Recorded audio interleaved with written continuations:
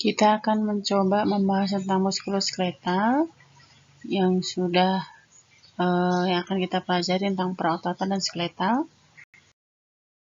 Nah, kemudian ini apa sih pengertian dari otot? Jadi otot itu suatu jaringan yang mengubah energi kimia menjadi energi gerak, ya.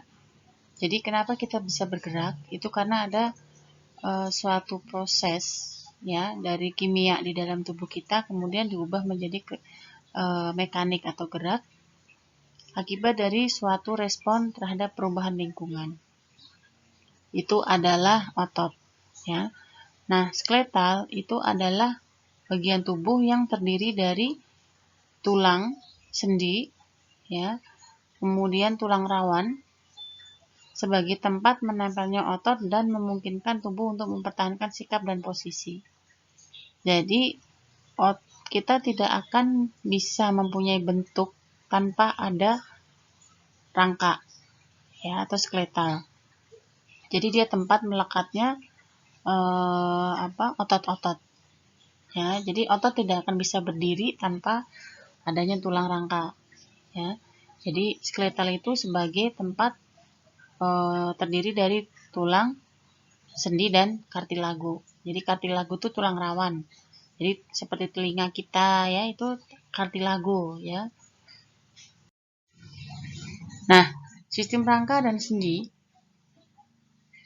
alat gerak yang ada di dalam tubuh manusia itu disebut dengan sistem muskuloskeletal. Kalau skeletal itu sendiri dia bersifat pasif ya.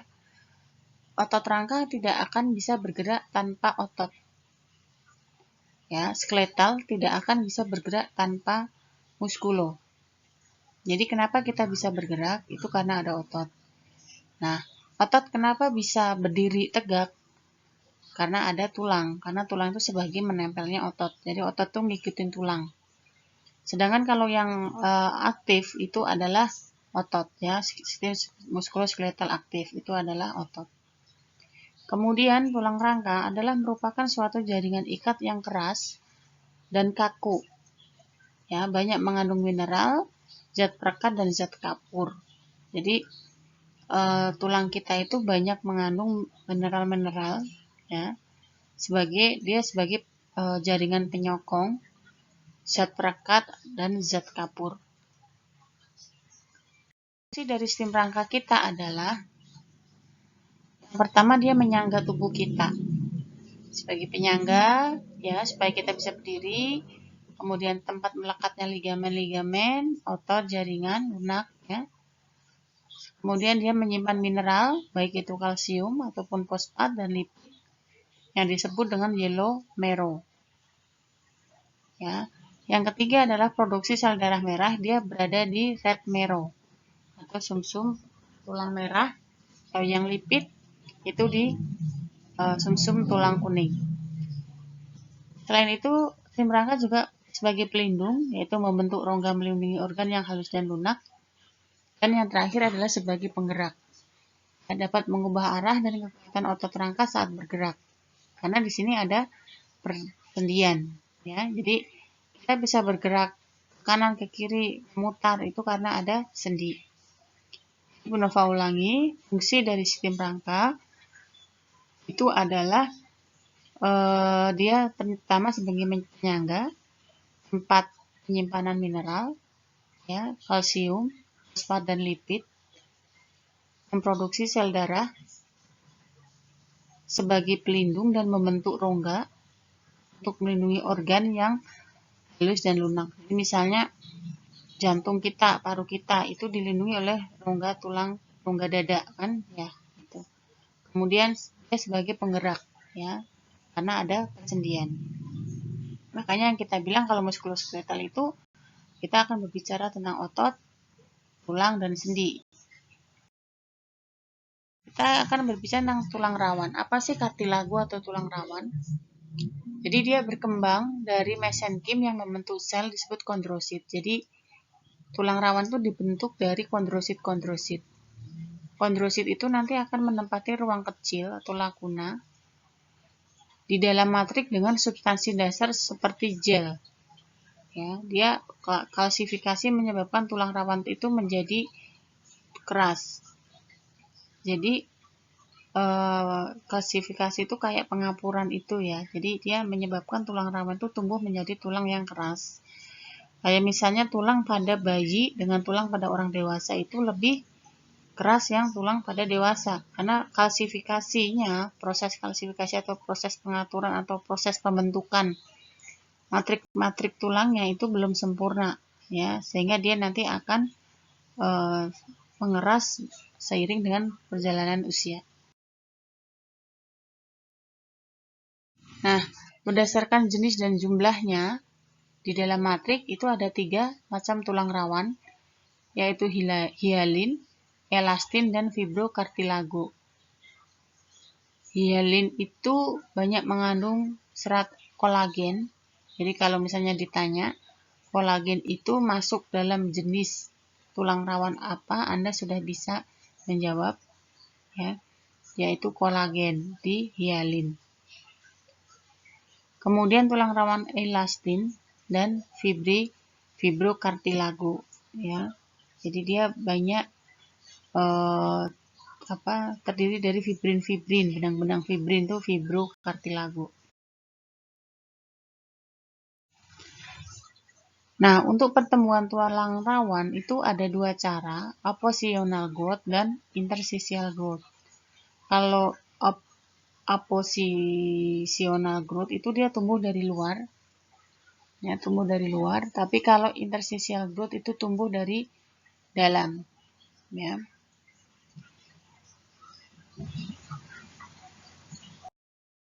Nah, kemudian kalau tipe tulang, ya dia membentuk jaringan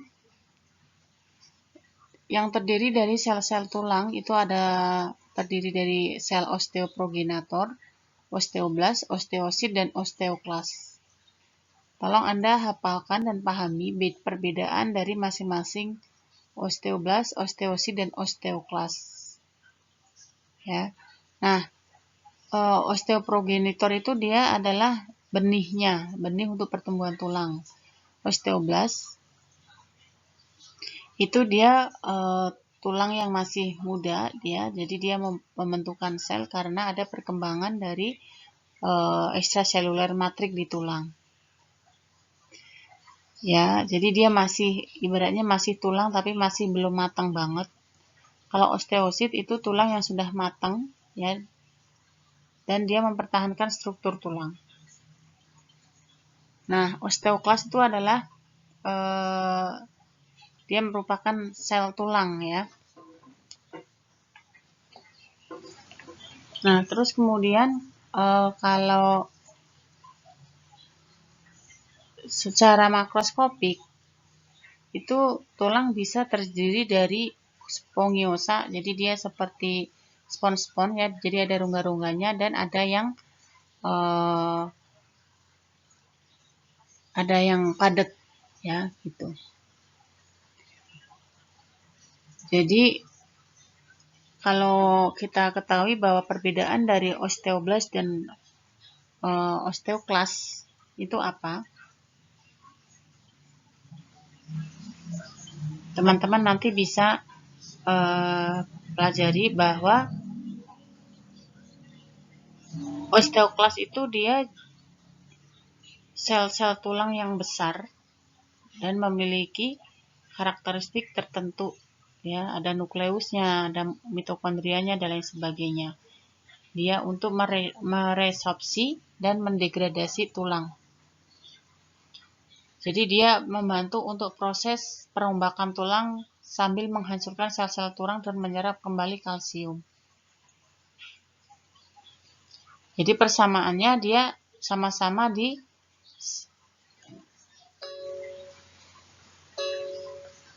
mohon maaf sebentar, ada telepon masuk. Ini nanti teman-teman silakan membuat rangkuman apa perbedaan dari osteoblast, osteosit, dan osteoklas ya.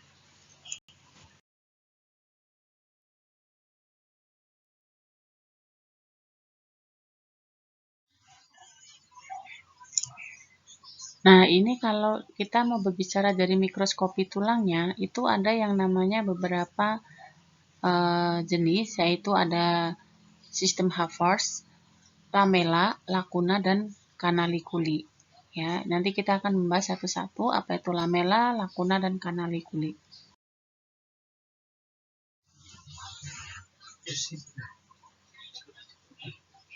Kemudian Havers. Havers itu apa? Jadi Havers itu adalah saraf, pembuluh darah, dan aliran limfe itu masuk ke dalam sistem Havers. Kalau lamella itu lempeng tulang yang tersusun secara konsentris. Jadi dia lempeng-lempeng tulang itu disebut dengan lamella. Kalau lacuna itu adalah ruangan kecil yang terdapat di antara lempengan-lempengan yang mengandung sel tulang. Jadi lamella itu lempengnya, lacuna itu adalah ruangan kecil yang terdapat pada lempengan-lempengan. Kemudian canaliculi itu dia memansar di antara lacuna dan tempat difusi pada makanan, ya. Jadi nanti teman-teman bisa mencoba mencari apa sih gambar seperti gambar lamella, lacuna itu seperti apa. Nanti silahkan Anda gambar. Kemudian nanti minggu depan atau pertemuan selanjutnya kita akan bahas, ya.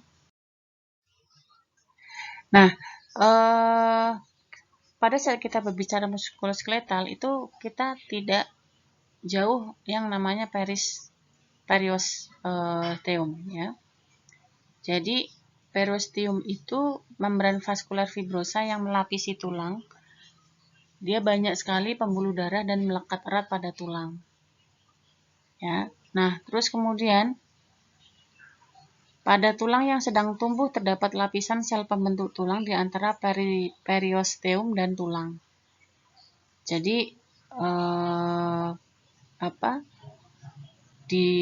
ini adalah tempat untuk pertumbuhan tulang, ya. Jadi periosteum itu ujungnya ada epifisis. Kalau Anda lihat dalam gambar itu, epifisis itulah yang untuk pertumbuhan tulang, ya, pertumbuhan tulang. Tulang tumbuh itu dia melalui periosteum tadi. Nah, terus kemudian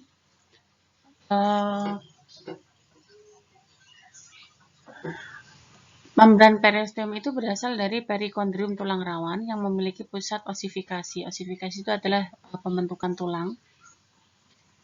Pada tulang yang sedang tumbuh terdiri atas satu batang diafisis dan dua batang epifisis, ya.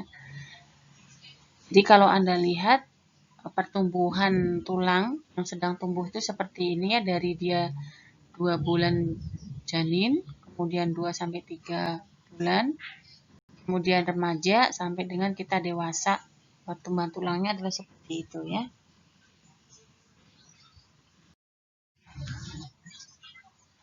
Nah, tulang menurut bentuknya itu ada tulang panjang, tulang pendek, ya, tulang pipi, dan tulang tidak beraturan. Tulang panjang itu contohnya humerus, ya, paha itu, ya, panjang. Terus kemudian tulang lengan kita itu tulang panjang. Kemudian tulang pendek.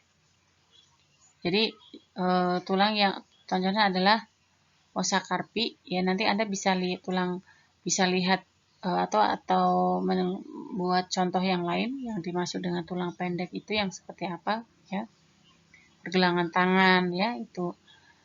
Nah, kalau tulang gepeng atau pipih itu tulang yang pipih. Misalnya tulang parietal, ya, di temporalis kita atau di tulang wajah kita kan itu pipih, ya. Dan tulang tak beraturan itu adalah tulang maksila atau tulang rahang kita, ya. Nah, terus kemudian untuk ini adalah nama-nama tulang besar kita, yaitu skull, tulang tengkorak kita, kemudian tulang dada, sternum, kemudian coste, ya. Terus kemudian sacrum, ya. Sacrum itu tulang pelvis kita, ya, tulang pinggul kita.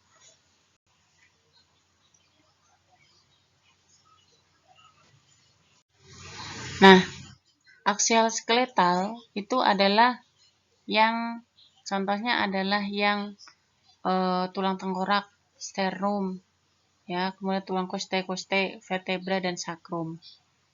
Tapi kalau yang apendikular itu yang bisa bergerak ya, jadi aksial itu dia nggak bisa bergerak, tidak bebas gerakannya. Tapi kalau apendikular itu dia gerakannya adalah bisa bebas. Ya, contohnya tulang lengan bagian bawah, bagian atas, ya, dan lain pinggul dan lain sebagainya.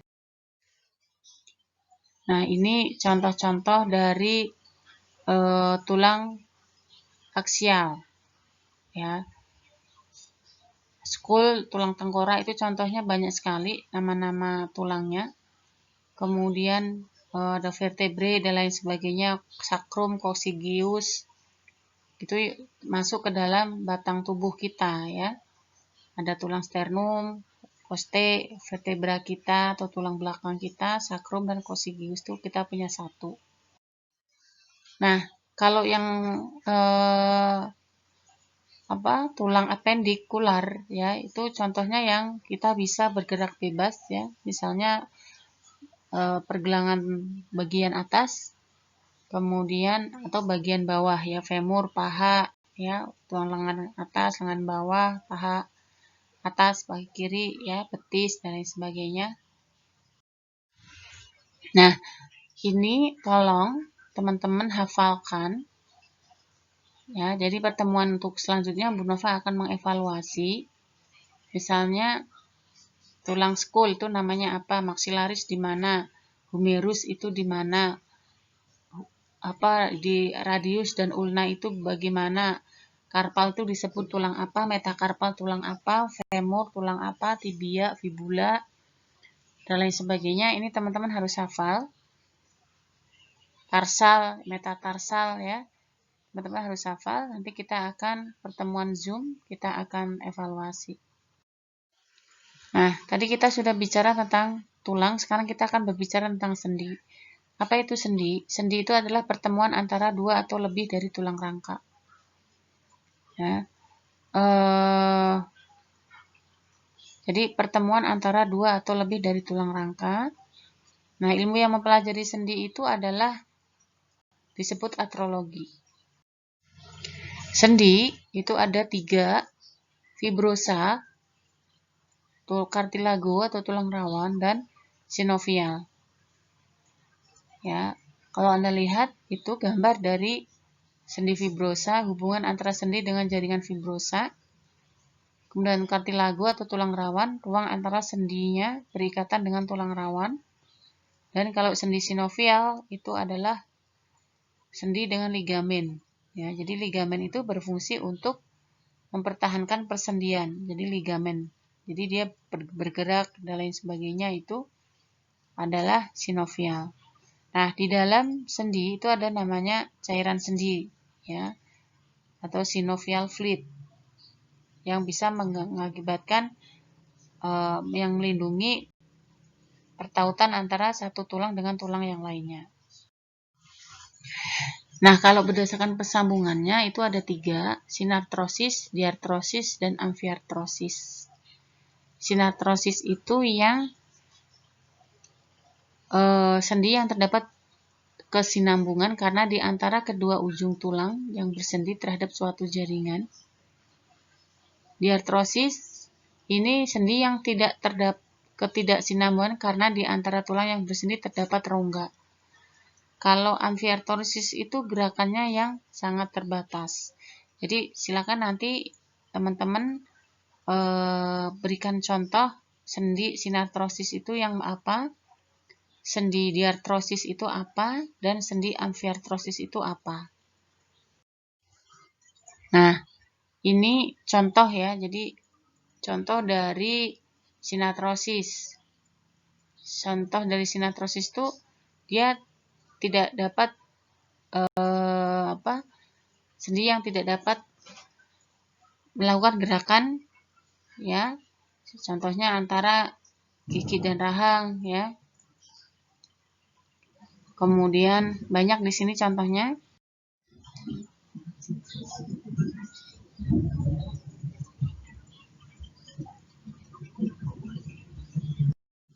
Kalau dia artrosis ya dia bebas melakukan pergerakan. Contohnya di sini juga banyak, bisa teman-teman cari, silahkan cari yang lebih mudah. Misalnya antara lengan ke atas dengan lengan bawah misalnya ya. Pergelangan tangan itu masuk ke dalam apa? Silahkan nanti Anda teman-teman bisa cari. Jadi ini adalah anatomi dari persendian lutut dan pinggul ya. Anda lihat ada kartilago, ada cairan, ada membran sinovial, ada cairan sendi ya, dia melindungi supaya tidak terjadi gesekan antara tulang satu dengan tulang yang lainnya ya pada saat terjadi pertautan. Anda bayangkan kalau antara tulang A dengan tulang B dia menyambung membentuk sendi, terus kemudian tidak ada cairan sendinya, apa yang terjadi ya, gesekan-gesekan itu. Nah, ini diartrosis ya. Jadi dia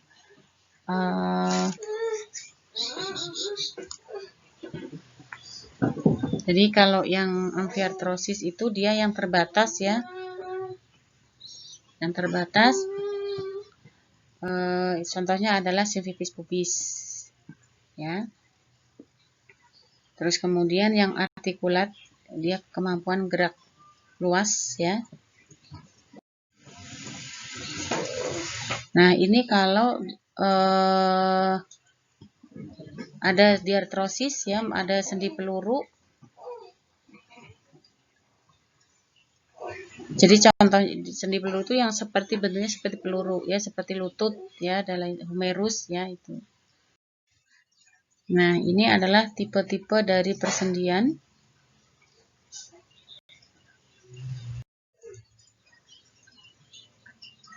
Nah, siapa sih penstabil sendi? Jadi penstabil sendi itu adalah, pertama adalah jaringan kolagen, kemudian bentuk permukaan sendi, kemudian adanya tulang lain seperti otot rangka, bantalan, dan lain sebagainya.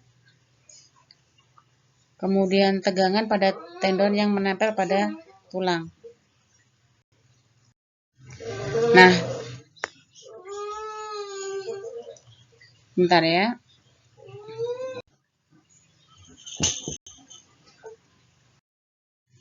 Nah, sekarang kita akan berbicara pada otot. Jadi otot itu dia akan membentuk 43% dari berat badan.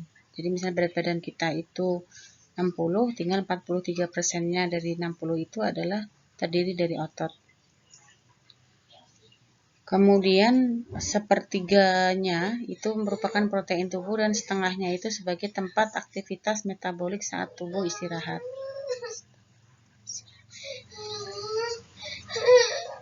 Jadi otot ini adalah dia sebagai tempat untuk kontraksi ya. Jadi kalau kita bisa mengangkat kursi, kita bisa berjalan dan lain sebagainya itu akibat dari kontraksi otot. Nah, fungsi otot di sini adalah menghasilkan gerakan rangka ya. Karena rangka itu adalah tempat menempelnya otot, jadi dia akan membentuk rangka. Kemudian mempertahankan sikap dan posisi tubuh, menyokong jaringan lunak ya, kemudian menunjukkan pintu masuk dan keluar saluran pada sistem tubuh kita. Kemudian mempertahankan suhu tubuh ya, dia pada saat dia berkontraksi dia akan mengubah energi menjadi panas ya. Jadi beberapa otot, fungsi dari otot seperti itu ya. Nah, silakan nanti teman-teman bisa pelajari 3 tipe jaringan otot ya, apa itu bedanya antara otot polos, otot rangka, dan otot jantung, dan berikan contohnya. Nah, ini ya, bentuknya seperti ini. Sifat-sifatnya tolong nanti teman-teman cari. Jadi otot polos itu apakah mempunyai inti? Ya, otot rangka bentuknya seperti itu, apakah mempunyai inti? Otot jantung, sifat kerjanya bagaimana? Jadi tolong bedakan masing-masing otot ini ya. Nah, sekarang kita akan berbicara tentang tendon. Tendon itu jaringan ikat yang tidak elastis, yang tebal dan berwarna putih yang menghubungkan otot dengan tulang, ya. Jadi jangan kebalik antara ligamen dengan tendon. Jadi hampir semua otot itu menempel pada tulang. Jadi tendon itu yang dia berwarna putih. Jadi dia kalau kita lihat misalnya sapi, ya, apa pas kita kurban itu ya, kita mendapatkan daging itu kan ada yang putih-putih, yang susah atau yang alot itu ya, yang apa ya, yang sangat-sangat alot itu menghubungkan otot dengan tulang, itu disebut dengan tendon. Jadi tendon ini bisa cedera. Kalau tendon ini bisa cedera, sakitnya luar biasa ya, karena dia yang menghubungkan antara otot dengan tulang ya. Jadi kalau dia patah ya atau cedera tendonnya akibat olahraga atau exercise, itu bisa dilakukan tindakan misalnya dengan operasi ya, disambung kembali.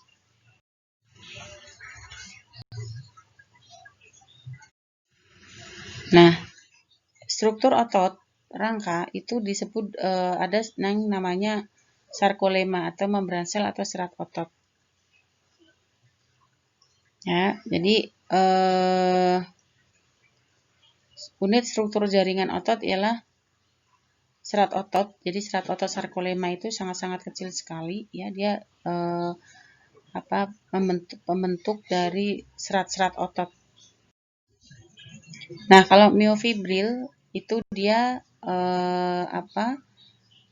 ada yang namanya aktin dan myosin, troponin ya, itu merupakan enzim-enzim yang ada di otot. Ya, jadi kita bisa bergerak itu selain akibat pada saat kontraksi itu ada produksi dari aktin myosin, troponin dan tropomyosin. Nah, ini sarkomer itu bagian dari sarkolema tadi ya, filamen-filamen tadi itu yang bisa mengakibatkan kita bisa bergerak. Nah, di dalam sarkolema tadi itu ya, di dalam otot ada yang namanya retikulum sarkoplasma. Ya, dia tempat menyimpan kalsium. Jadi kalsium, makanya tulang kita itu sangat butuh kalsium ya untuk pertumbuhan. Itu dia akan disimpan di dalam retikulum sarkoplasma. Nah, ini adalah di dalam otot kita juga ada yang namanya ujung-ujung saraf pada otot ya, supaya untuk membuat pergerakan, jadi kontraksi dan lain sebagainya, itu juga ada kaitannya dengan inervasi ujung-ujung saraf pada otot. Nah, komposisi otot rangka ini bisa Anda lihat seperti ini. Jadi otot rangka itu 85% itu terdiri dari sel. Sebagian besarnya adalah air ya. Nah, ada myosin, aktin, ini adalah enzim-enzimnya yang bisa membuat kita bergerak atau berkontraksi atau relaksasi. Nah, kalau misalnya kita akan lihat di sini ada otot merah dan otot putih ya.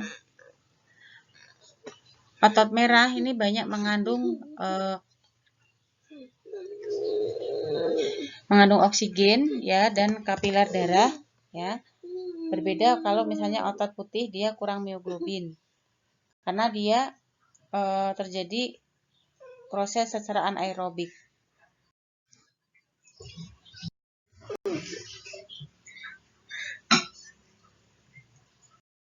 Nah, itu mungkin yang bisa Bu Nova sampaikan. Silahkan nanti buat rangkuman.